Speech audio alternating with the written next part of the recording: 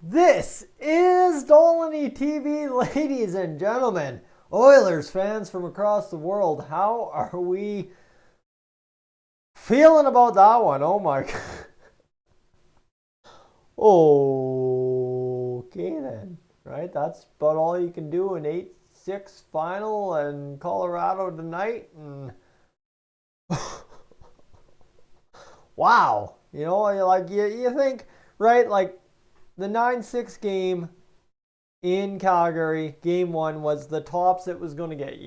Right? You're for sure that is as wild, stupid, crazy as an NHL playoff game could possibly get.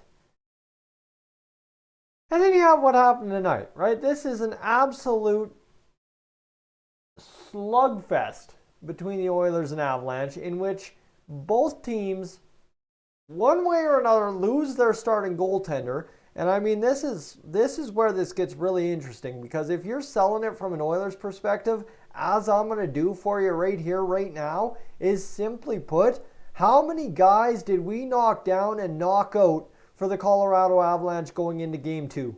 At least two. I swear if Burakovsky's leg at some point, his foot ain't broken, ankle ain't sprained, something on that Bouchard bomb. Of course, if Kemper actually does play game two, I'll be impressed. Like, there's a lot to like from an Oilers aspect of we knocked down a lot of dominoes in the Colorado Avalanche lineup. That said, you took your lickings, but guys, it worked in game one against the Flames, and here's the thing, it's a long series, so I'm not even going to get concerned. I'm gonna take for fact that I almost paid $1 per goal once again over the span of a month for one game of hockey on Sportsnet. That's not a bad rate when you consider it. That's one game, whereas some months, like watching the Oilers, I've watched the Oilers a lot in my life on Sportsnet, on the Sportsnet Now package. Guess what? You pay $1 a goal for the entire month. All the games for the month. So, right? Wow. I honestly don't know what else to really say. I can build it up as much as I want. I can make all the crazy faces. I can do all the crazy voices. But that one's just... right? I said to a buddy there, I could have smoked drugs and done a pregame video and told you this was going to happen and still not nailed the wackiness that was this first game of the third round in the Stanley Cup playoffs for 2022 between the Colorado Avalanche and Edmonton Oilers. Absolute...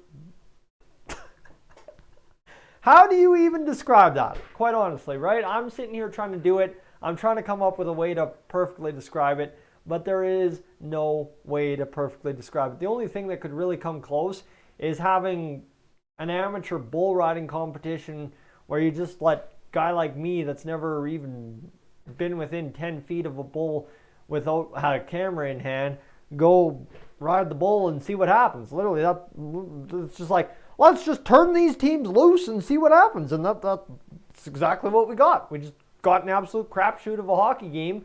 It goes Colorado's way, and you know what? Like I said, worst case scenario is the Avs sweep the Oilers in 4. And with a goaltending tandem like Mike Smith and Mikko Koskinen to get swept in the fourth or third round of the Stanley Cup playoffs, bro, you know what? I have had enough people in my life tell me the Oilers weren't going to make it anywhere with Mikko Koskinen and Mike Smith, and here we are in the third round of the playoffs, losing game one by 2 goals and an empty netter. So, whoo, right? Like, just, I don't know, man.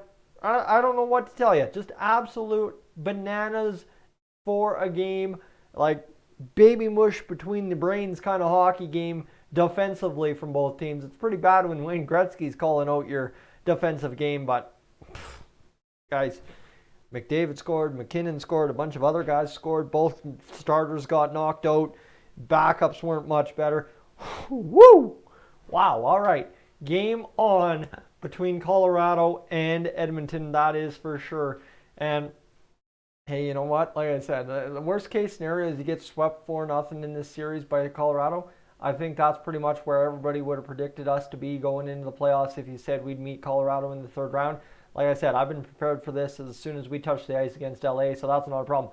That said, I've also been down this path in game ones against the Calgary Flames, and we came roaring back. Number 3, we've also knocked out hopefully 2 or 3 players out of the series for the Avalanche in Burakovsky.